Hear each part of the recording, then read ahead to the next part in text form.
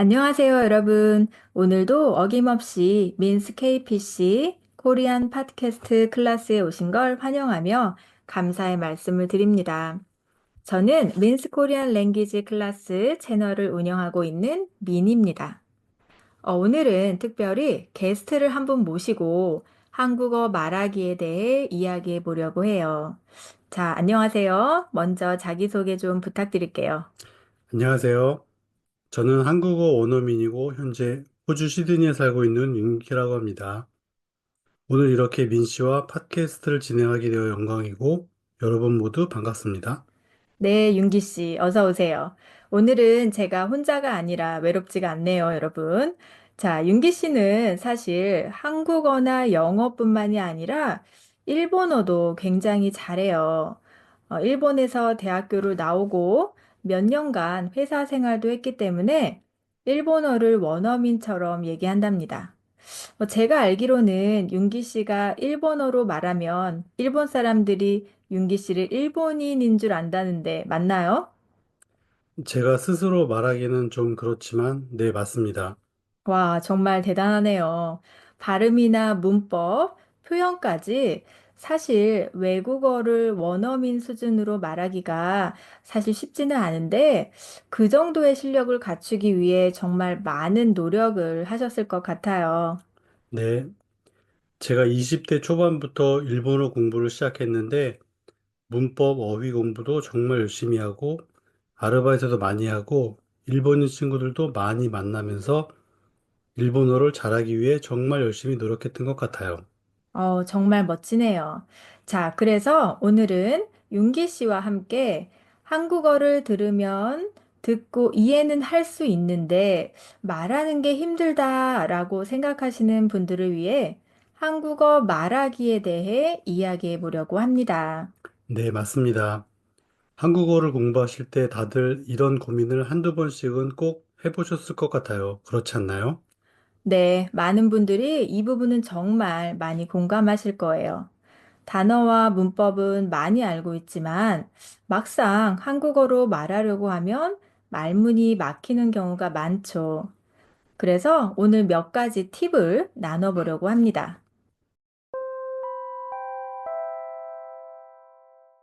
네, 그럼 첫 번째 팁부터 시작해 볼까요? 제가 드리고 싶은 첫 번째 팁은 바로 완벽한 문장으로 말하려고 하지 말 것입니다. 완벽한 문장을 생각해서 말하려다 보면 오히려 말하는 게 더 어렵게 느껴질 수 있어요. 중요한 건 내가 완벽한 문장을 만드는 것이 아니라 다른 사람과의 의사소통인 거죠. 맞아요. 그리고 사실 내가 하는 실수를 통해 더 많이 그리고 빨리 배울 수 있어요. 외국인 학습자들이 자주 하는 실수로는 뭐가 있을까요? 아무래도 조사 사용을 잘못하는 것 아닐까요? 사실 한국에는 다양한 조사가 있기 때문에 외국인 입장에서는 그게 굉장히 헷갈릴 수 있어요. 그래서 목적격 조사를 사용해야 할 때 주격 조사를 말한다던가 하는 경우도 아주 많죠. 예를 들어, 저는 한국 노래를 좋아해요 라고 말해야 하는데, 저는 한국 노래가 좋아해요. 이런 식으로 말하는 거죠. 사실은 저도 예전에 일본에 살 때 조사를 잘못 사용했던 적이 많았어서 남일 같지가 않네요. 그리고 발음이 안 좋아서 원어민들이 제 말을 알아듣지 못해서 진땀을 흘렸던 기억도 나요.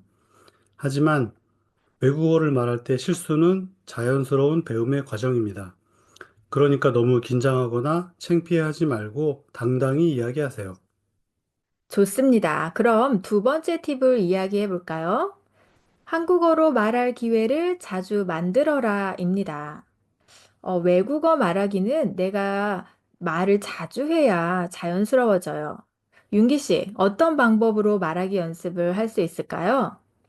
혼잣말을 하거나 거울을 보고 연습하는 것도 좋은 방법이에요. 예를 들어, 여러분이 한국 카페에 가서 주문하는 걸 연습한다고 생각해 보세요. 아메리카노 한 잔 주세요 라고 혼자 여러 번 큰 소리로 말하면서 이 문장이 자연스럽게 입 밖으로 나올 수 있도록 하는 것이죠. 그렇습니다.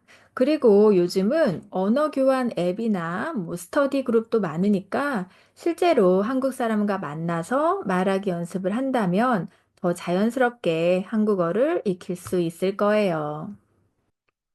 세 번째 팁으로는 전체적인 의미에 집중하라입니다. 다른 사람과 대화할 때는 모든 단어를 알지 못해도 괜찮아요. 전체 흐름을 이해하려고 노력하는 게 중요해요. 맞아요. 그래서 대화를 하다가 모르는 단어가 나와도 당황하지 말고 상대방의 표정이나 몸짓을 통해 이 사람의 의도를 생각해 보세요. 이렇게 대화의 상황을 통해 상대방의 말을 이해한다면 그에 맞는 적절한 대답을 하면서 자연스럽게 대화를 이어나갈 수 있을 거예요. 네, 그럼 네 번째 팁으로 넘어가 볼까요? 다음 팁은 천천히 말해도 괜찮아요입니다. 원어민처럼 빨리 말하려고 노력할 필요가 없어요. 천천히 차근차근 내가 하고 싶은 말을 하는 게 명확하게 전달돼요. 맞아요. 처음에는 느리게 말해도 괜찮아요. 오히려 천천히 말할 때 더 자신감 있게 말할 수 있거든요.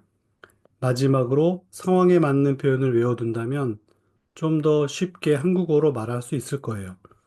예를 들어, 공공장소에서 빈자리가 있을 때 내가 앉아도 되는지 물어보는 표현 방법 같은 것을 미리 연습해 놓으면 실제 상황에서 훨씬 수월하게 대처할 수 있어요. 맞아요. 여기 앉아도 돼요? 같은 표현을 익혀두면 실생활에서 아주 유용하겠죠. 이렇게 일상생활에서 자주 쓰는 표현들을 미리 연습하고 외워둔다면 훨씬 자연스럽게 한국어로 말할 수 있을 거예요. 네. 하지만 무엇보다도 내가 말하고 싶은 어휘나 문법은 기본적으로 알고 있어야겠죠? 중요한 어휘나 표현, 문장들을 여러 번 듣고 따라하고 외워두면 어느새 여러분들 입이 뻥 뚫리는 경험을 하게 될 것입니다. 그렇습니다. 그럼 이제 오늘 팟캐스트에서 이야기한 중요한 한국어 단어 몇 가지를 알아볼까요?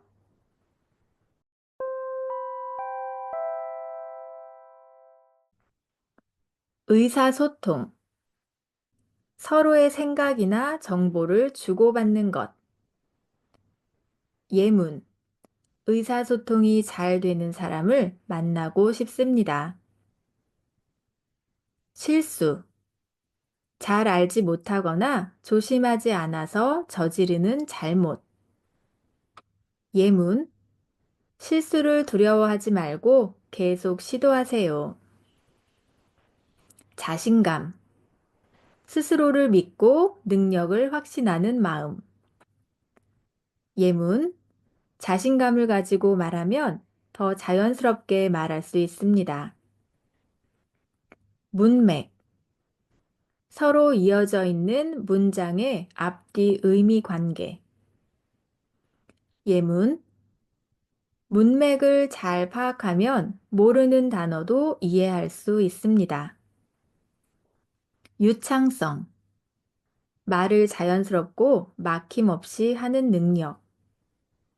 예문, 외국어를 배울 때는 유창성을 향상시키기 위해 노력해야 합니다.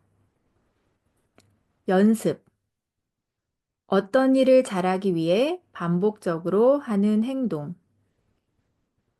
예문, 매일 연습하면 한국어 실력이 금방 늘 것입니다.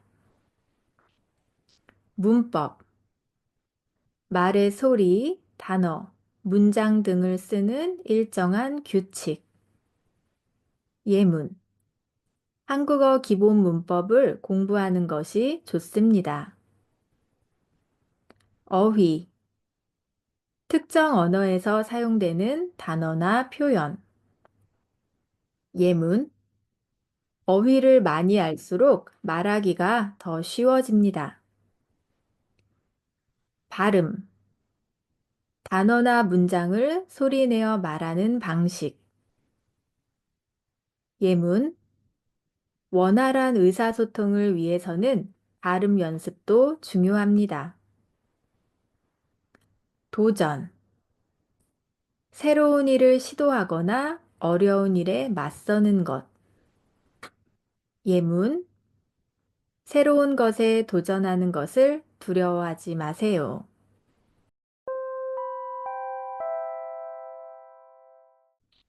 오늘의 팟캐스트도 여러분께 도움이 되었기를 바라면서 이만 인사드리도록 하겠습니다. 이번 팟캐스트의 대본도 무료로 다운로드 가능하니 영상 아래의 설명란을 확인해 주세요.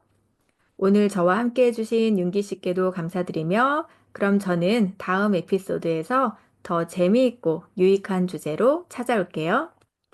저도 여러분이 한국어로 더 많이 말할 수 있길 응원하겠습니다. 감사합니다.